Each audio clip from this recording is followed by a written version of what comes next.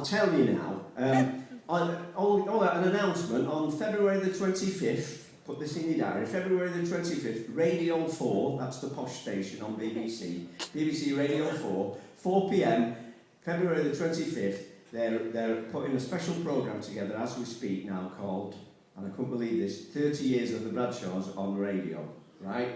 And presented by, I think, these Mark Radcliffe and Peter Kay and a few others are all doing bits of it, which is very nice, isn't it? Right, so, thank you. But it took me by surprise, first of all, that they took any interest at all, because I've been knocking on that door for forever and ever, and it quite excites me, the idea of being an overnight success after only 30 years. So that's good.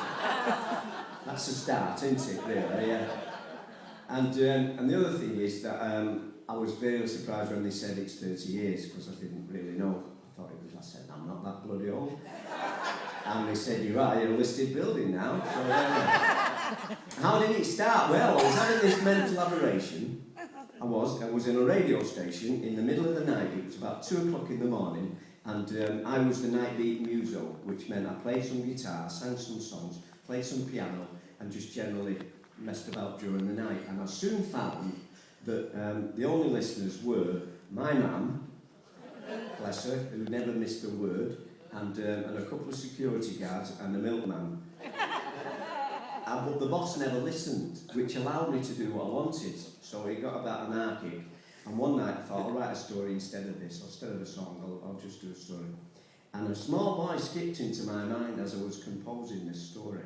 I knew it was a boy immediately, because he was only skipping on 1 foot.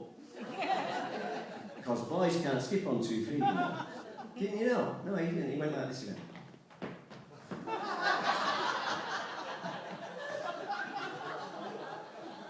That's proper skipping.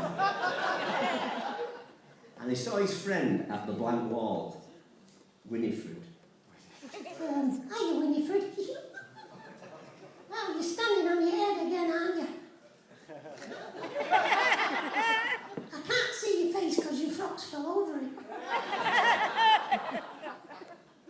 But I recognise you through the hole in your knickers.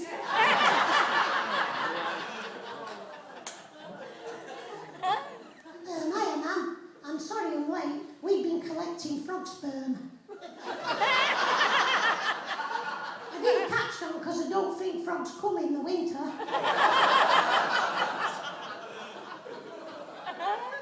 Mum, it's been dead good at school today. We done politics. So what is a general election? Well, now that's an hard one, Billy, love. Have I got one?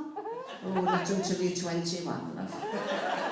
Oh, bugger off, Audrey. Suddenly, the three of them had walked into my life, and I am now, officially, triple schizophrenic. I think I am, you know, I really do think I am. Because, it does, it affects you, you know, it takes over you, this sort of thing. And I wander through the world, because I'm writing new scripts this year, I'm listening to everything everybody says and scribbling notes all the time. Best place to be is in a cafe, listening to, or in the pub, listening to people talk, because there's loads of stories coming up. And I hear the Bradshaw'S types all over the place. I do all over the UK, certainly, because it's been on the radio for so long, and in so many places. But you wouldn't expect to find the Bradshaw'S on a beach in Corfu. No, it's true, you wouldn't. I did. I was doing flyback tours for Thompson's Gold. Don't go. I'm on this beach in Corfu and I hear the Bradshaw'S. I hear, Have you seen my flip-flops? we all bloody have, Audrey. Put your top back on.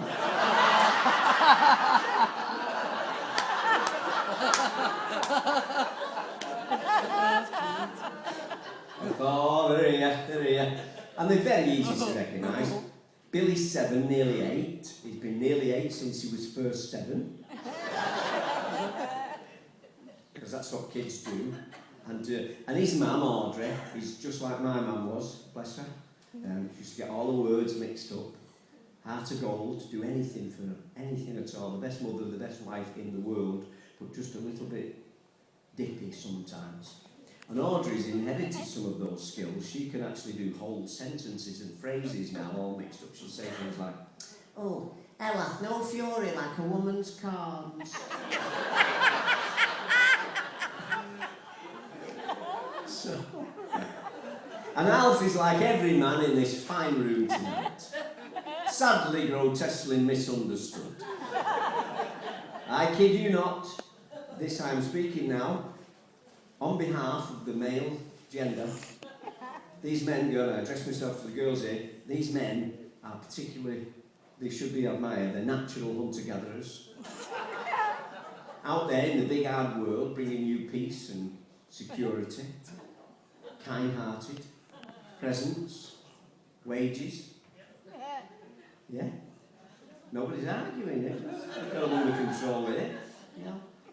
You wouldn't find Alf Bradshaw and these men in the chip shop with the youth of today, effing and jeffing, huffing and cuffing. No, because he could deliver an insult with more style and panache, with more creativity and flair. He'd probably say something like, "So what are you going to do for a face when King Kong wants his ass back?"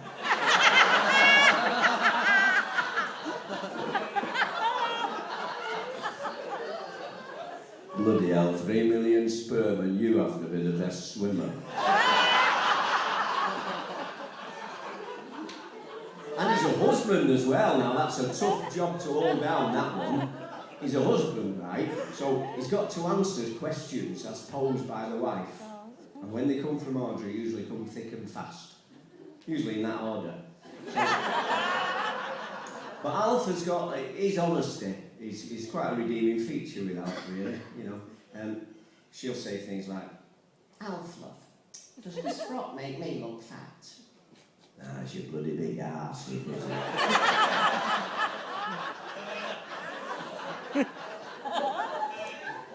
"Come away from that window, will you? The neighbours will think I married you for your money." Yes, well, I don't know why I said yes to you when you proposed to me. Audrey, I didn't propose to you. What I actually said was, "Will you carry me?"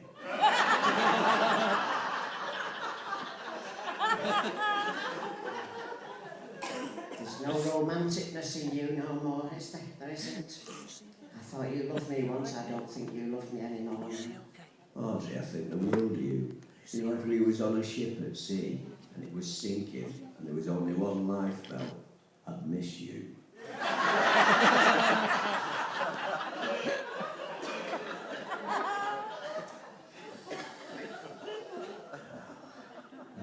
Something's it being a man. Let me just read you, I'm going to read you a story now. Not this one, I was thinking about Christmas as Christmas comes along, and there are one or two things about Christmas that really stick in my mind, apart from the usual nuts and an orange and things like that in your stocking. One was a visit to my dad's works in the works canteen a couple of weeks before Christmas. I'll just give you this story now, because I've given it the Bradshaw. Apparently, this happens in the home of the Bradshaw'S as well. So.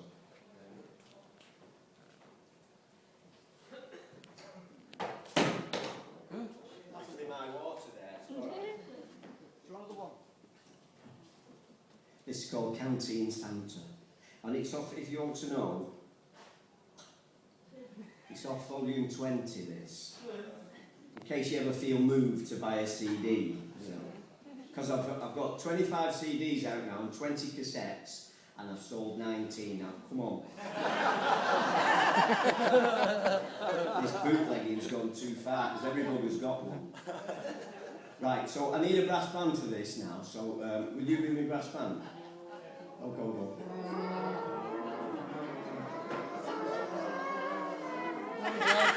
Good job.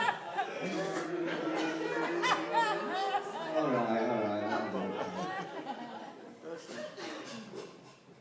Hiya, Mum. Oh, hello, love. Hey, the party at my dad's works was dead good. There was a magic show, and there was trifles and